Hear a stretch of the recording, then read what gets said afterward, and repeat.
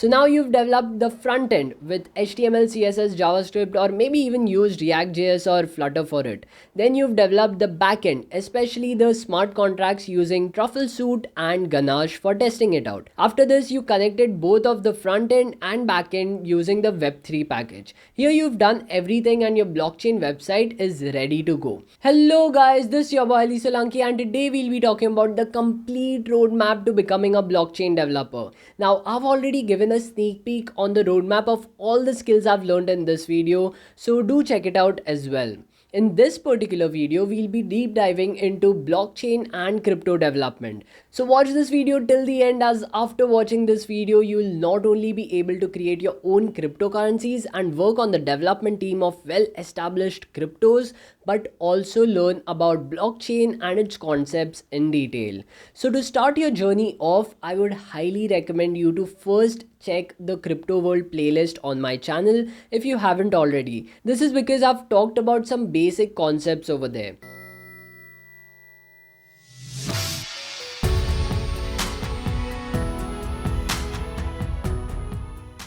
Now, there are mainly two types of blockchain developers. The first type of developers are those who work on existing blockchains to create decentralized applications, or dApps for short, like creating your own application on the Binance or the Ethereum blockchain. This actually constitutes a major part of the developers working in the blockchain development space. And the second type of developers are those who create their own blockchains from scratch. This is the core blockchain development part.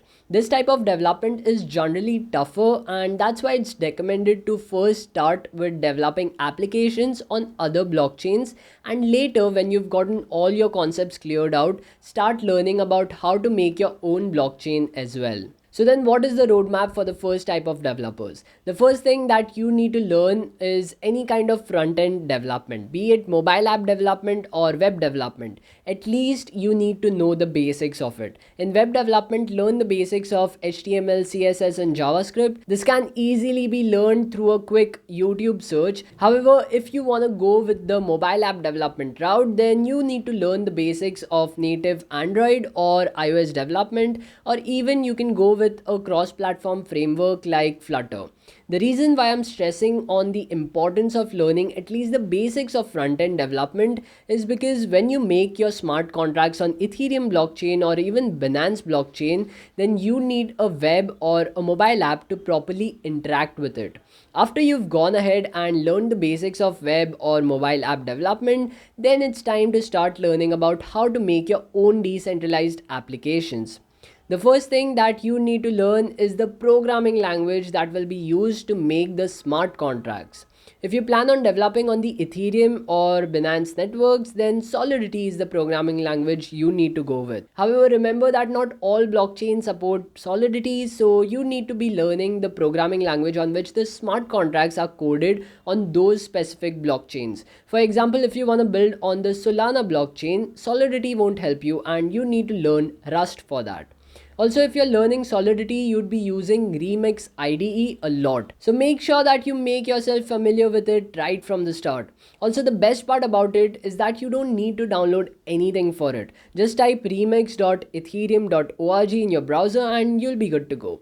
Now, once you've learned how to make your smart contracts, you can then start working on deploying them and testing it out. You can do this right from your Remix IDE, but another tool that will be really useful for this, especially if you're working on a big project, is Truffle.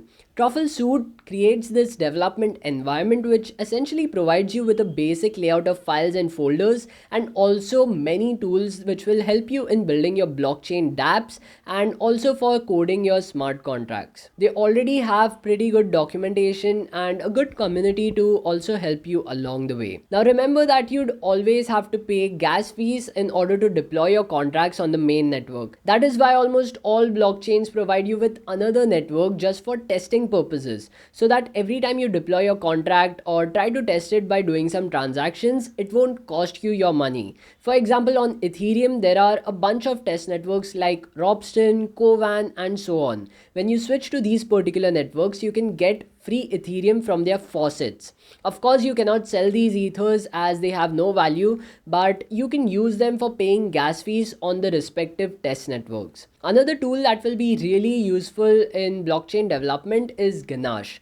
Ganache is basically used to create a blockchain environment right in your local computer. It creates these 100 addresses and provides 100 ether to each one of them. With this, you can test out your smart contract and do transactions as well, instead of doing it on the main network and paying gas fees every single time. So now that we've covered Solidity, Rust and so on for the programming language, Truffle for the development environment, and Ganache for creating a test network, after this you need to learn about Web3.js package. So what exactly is the Web3 package and how will it help you?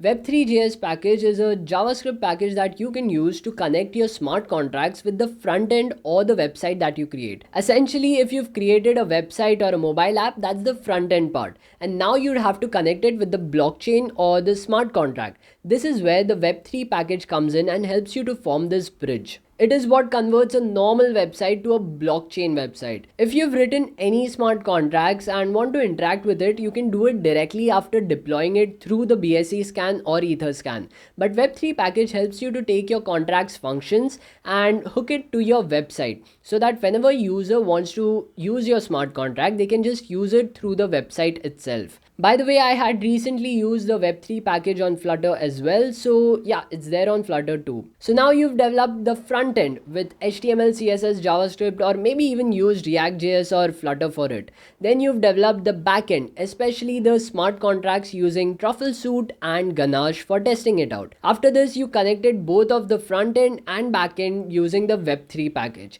Here you've done everything and your blockchain website is ready to go. You can now host it on a normal domain by buying it out from GoDaddy or something, or buy a crypto domain and host it over there, making it completely decentralized. After this, users start to come in and want to interact with your website. However, they would have to use a wallet in order to do so, as everything that they do on the blockchain will be recorded as a transaction and will require gas fees as well.